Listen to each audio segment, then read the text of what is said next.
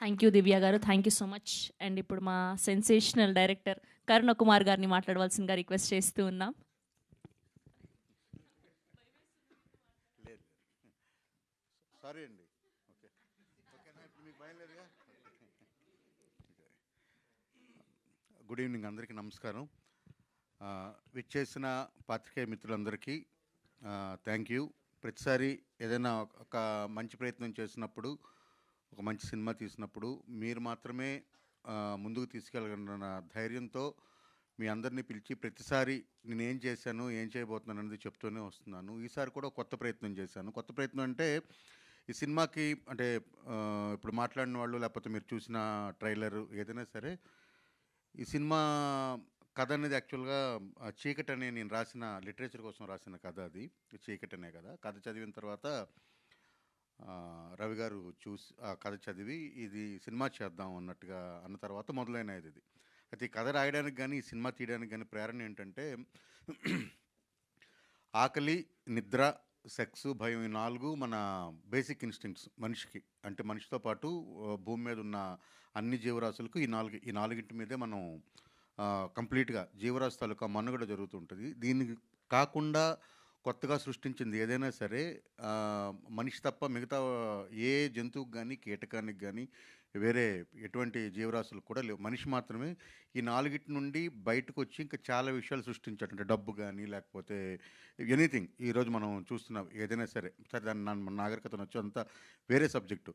అయితే మనిషిలా సృష్టించుకున్న వీటిలో భయం అనేదాన్ని ఒక ఎలిమెంట్గా తీసుకుంటే ఆ భయాన్ని మనిషి అవతల వాళ్ళ బలహీనతతో ఆడుకోవడానికి కూడా వాడుకున్నాడు. అంటే అట్ ద సేమ్ టైం కామం అనేది ఏదైతే ఉందంటే సెక్స్ అనేది ఓన్లీ రీప్రొడక్షన్కి వరకు మాత్రమే పరిమితమైన దాన్ని అదే కామాన్ని ఆశ నుండి దురాశ కింద, దురాశ నుండి దుఃఖం వరకు వెళ్ళేంత ఆశ వరకు కూడా మనిషి దాన్ని డెవలప్ చేసుకున్నాడు. అందుకని ఈరోజు ఎప్పటికీ మనం రకరకాల వికారాలన్నీ చూస్తున్నాము.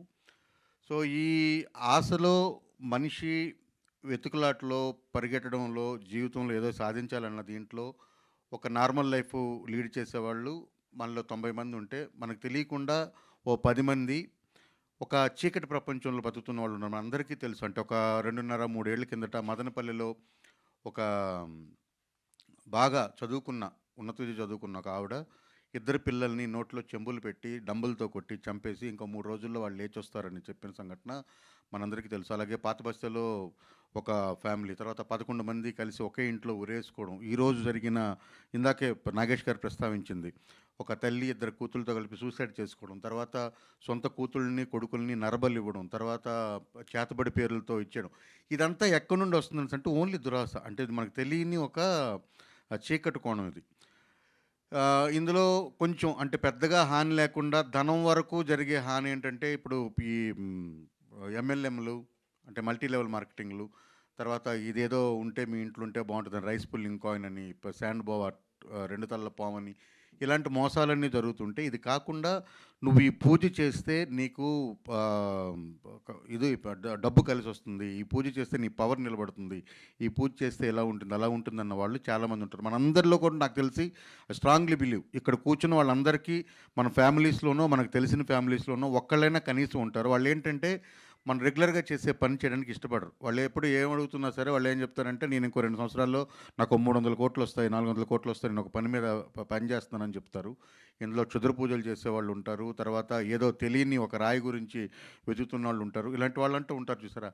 ఇలాంటి వాళ్ళ ఫ్యామిలీస్లో అసలు ఏం జరుగుతుంది? ఇప్పుడు ఇందాక నేను చెప్పిన ఉదాహరణలో 18 ఏళ్ళు 20 ఏళ్ళు ఉన్న 2 అమ్మాయిల్ని ఒక అమ్మాయి పొద్దున్నే రాత్రంతా పూజ చేసి పొద్దున్నే వాళ్ళ 2 నోట్లలో 2 చిన్న మరచెంబులు కుక్కి డంబులతో చంపిందంటే ఆ ముందు రోజు రాత్రి వాళ్ళు ఎలా ప్రిపేర్ అయ్యారు దానికంటే ముందు ఒక 2-3 ఏళ్ళు వాళ్ళ ఇంట్లో అసలు ఏం జరిగింది, వాళ్ళు ఎలా లోపలికి. ఇప్పుడు మనకి చంద్రశేఖర్ రెడ్డి గారు అప్పుడు ఒక సినిమా తీశారు అనుకోకుండా ఒక రోజున, దాంట్లో కల్ట్. సో ఆ కల్ట్ అంటే అందులో జగపతి బాబు గారిది ఒక డైలాగ్ ఉంటుంది, ఇంతమంది పిచ్చోళ్ళు ఇక్కడే తిరుగుతున్నారంటే నిజంగానే అప్పటికంటే ఇప్పుడు ఎక్కువ మంది తిరుగుతున్నారు. ఈ సినిమాలో పిల్లిమాయ అనే ఒక వస్తువు, ఇలాంటి పిల్లిమాయ అనే ఒక ఐటెం గురించి శోధించే దాన్ని సాధించే ఒక వ్యక్తి జీవితమే ఈ సినిమా యాక్చువల్గా. సో వాళ్ళ ఇంట్లో ఏం జరిగింది, ఆ పిల్లిమాయ అనేది ఒకటి ఉంటే పిల్లి ప్రసవించినప్పుడు దాంట్లో వచ్చే మ్యూకస్ అనమాట అది. సో అది ఉంటే అది ఈరోజు సోషల్ మీడియాలో చాలా పబ్లిక్గా ఇంటర్నెట్లో ఇన్స్టాగ్రామ్లో రీల్స్ చేసి మరీ అమ్ముతున్నారు పిల్లిమాయ అని చెప్పి. సో నేను అమ్ముతున్నాను, నువ్వు కొనుక్కున్నంత వరకు ఓకే, కానీ అది ఒరిజినల్ పిల్లిమాయనా కాదా అన్న దాంట్లో ఒరిజినల్ పిల్లిమాయనే సంపాదించాలంటే ఏంటి, ఇలా రకరకాలు ఉన్నాయి. చెప్తూ పోతే గంటసేపు సబ్జెక్ట్ ఇది, అది కాదు. మొత్తానికి నేను ఇలాంటి చీకటి మనుషులు, అంటే చీకటి మెదడంతా చీకటి ఉండే మనుషుల తాలూకా జీ జీవితాల్లో జరిగే ఒక కథని చాలా ట్రూ ఇన్సిడెంట్స్ నుండి ఇన్స్పిరేషన్ తీసుకొని వాళ్ళ తాలూకా ఇది యాక్చువల్గా అందరూ చెప్పినట్టు హర్రర్ కథే, కానీ ఇందులో దెయ్యం ఉండదు. ఫస్ట్ థింగ్, మనిషి కంటే పెద్ద దెయ్యం లేదన్నదే ఈ సినిమా. మనిషి మెదడు కంటే పెద్ద దెయ్యం ఏదీ లేదన్నదే ఈ సినిమా తాలూకా. ఈ సినిమాలో దెయ్యం లేదు, అలాగని ఏ సైడు తీసుకోవట్లేదు. ఇది ఒక చాలా ఒక ఒక ఫ్యామిలీ స్టోరీ, బేసికల్గా ఒక అమ్మ కూతురు స్టోరీ ఇది. సో అది బేస్ చేసుకొని తీసిన స్టోరీ. సో ఈ స్టోరీని మొదట నేను చెప్పగానే రెండో మాట ఆలోచించకుండా ఫస్ట్ మీటింగ్లోనే నన్ను ఓకే చేసి విభిన్నమైన పాత్రలకు ఎప్పుడు కూడా నేను ముందు ఉంటానని మళ్ళీ ఇంకోసారి నిరూపించిన నవీన్ చంద్ర గారికి, ఈ సినిమాలో ఇప్పటిదాకా ఆయన చేయనట్టు ఫస్ట్ టైం మీరెవరు రాజా, నేను చాలా గర్వంగా చెప్పగలను, రాజా రవీంద్ర గారిని ఇలా ఇప్పటిదాకా ఏ సినిమాలో కూడా మీరు చూడలేదు. అంటే ఈ సినిమా వరకు, ఫ్యూచర్ సంగతి నేను చెప్పలేను, ఈ సినిమా వరకు అయితే this is the best role ఆయన ఇప్పటిదాకా చేసిన దాంట్లోన. రాజా రవీంద్ర గారు, తర్వాత దివి గారు కానీ, దివ్యా పిళ్ళై గారు కానీ, అందరూ కూడా ఇందాక దివి గారు చెప్పినట్టు అందరూ ఒకరికి మించి ఒకరు చేయడం వల్ల నా పని చాలా సులభమైంది. తర్వాత ఎంత గొప్ప కథ రాసినా లేకపోతే ఏం చేద్దాం అనుకున్నా దాన్ని విజువల్ ట్రాన్స్ఫర్మేషన్ అనేది చాలా important, technical transformation important. So నేను దాన్ని నమ్మినప్పుడు దానికి అన్ని విధాలా సహాయం చేసి అన్ని విధాలా వెనకాల సహాయ సహకారాలు అందించిన మా ప్రొడ్యూసర్, ఆయన హీజ్ మై 17 years ఫ్రెండ్, ఆయన 17 ఏళ్ళు స్నేహం మా ఇద్దరిది. సో రవి పీట్ల గారు. సో నేనేమైతే అనుకున్నానో దానికి ఒక 10 times ఎన్హాన్స్ చేసిన నాగేష్ గారు.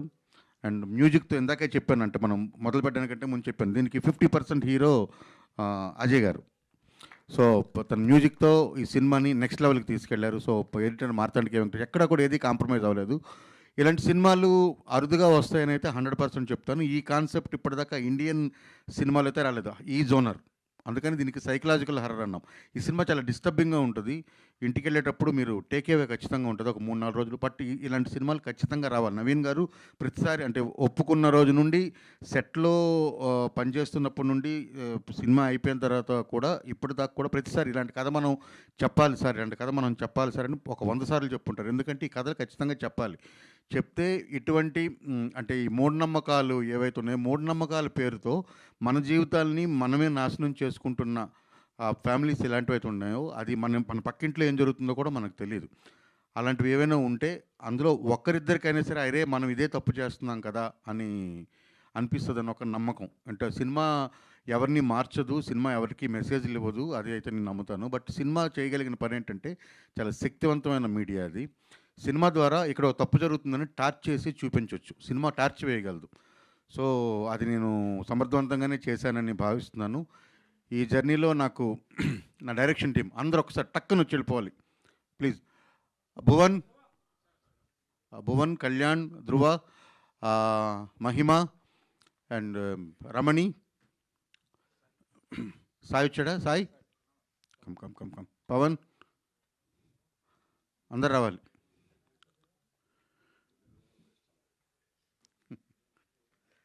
Please come. సో వీళ్ళందరూ సహాయ సహకారాలతో ఈ సినిమా నేను పూర్తి చేయగలిగాను. Thank you very much. మీరంతా February 6th ఈ సినిమా 100% చెప్తున్నాను థియేటర్ ఎక్స్పీరియన్స్. మీరు ఇప్పుడు చూసారు కదా, ట్రైలర్ చూశారు, సౌండ్ చూశారు. మీరు చూసింది ఎంతసేపు? ఒక 2 నిమిషాలు, ఇంకా 2 గంటల సినిమా ఉంది. సో 2 గంటల సినిమాని మీరు చక్కగా ఆస్వాదించాలి. February 6th వచ్చి ఈ సినిమాని థియేటర్లో చూసి మమ్మల్ని అందరినీ ఆశీర్వదించాలని కోరుకుంటున్నాను. ఇది ఇంకా స్పెషల్ మెన్షన్ నేను చేయవలసింది జైన్ ఇక్కడ కూర్చోండి. అని ఈ పాప చాలా చక్కగా తెలుగు మాట్లాడుతుంది, ఇంగ్లీష్లో ప్రిపేర్ అయ్యి వచ్చినట్టుంది. Okay fine. ఈ పాప వీళ్ళందరికంటే బాగా చేసింది. నేను అందరి ముందే చెప్తున్నాను, అందరికంటే బాగా చేసింది. ఈ అమ్మాయే ఈ సినిమా తాలూకా కేంద్ర బిందువు అనమాట. ఈ అమ్మాయి మీదే మొత్తం కథ అంతా నడుస్తుంది. మీరు సినిమా చూస్తే మీకు తెలుస్తుంది. February 6th వచ్చి మీరంతా మమ్మల్ని ఆశీర్వదించాలి, థియేటర్కి వెళ్ళి చూడాలి. రెండోది మంచి కంటెంట్ వచ్చినప్పుడు దయచేసి మళ్ళీ నేను అడుగుతున్నానంటే ఈ సినిమాకి అంటే ఇప్పుడు నేను కాంట్రవర్షియల్గా మాట్లాడాలని కానీ లేకపోతే ఇంకోటి కాదు. చాలా ఆత్మపూర్వకంగా చెప్తున్నాను.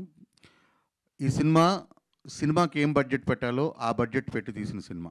అంటే సినిమాకి మాత్రమే బడ్జెట్ పెట్టగలిగిన సినిమా. ఎందుకంటే ఈ కథలు అందరూ ధైర్యం చేయరు. ఎందుకంటే ఒక కామెడీ చేద్దాం, లేకపోతే ఏదైనా ఒక రొమాంటిక్ సినిమా చేద్దాం, లేదా కమర్షియల్గా వర్కౌట్ అయ్యే సినిమా చేద్దాం అనుకుంటారు. ఇది ఇప్పుడు కాదు, ఎప్పుడు ఉంది. సినిమాలో ఎప్పుడు కూడాను ప్యారలల్ సినిమా అని ఒకటి ఉంటుంది, తర్వాత కంటెంట్ డ్రివెన్ సినిమా ఒకటి ఉంటుంది, రెగ్యులర్ మెయిన్ స్ట్రీమ్ సినిమా అనేది ఒకటి ఎప్పుడు ఉంటుంది.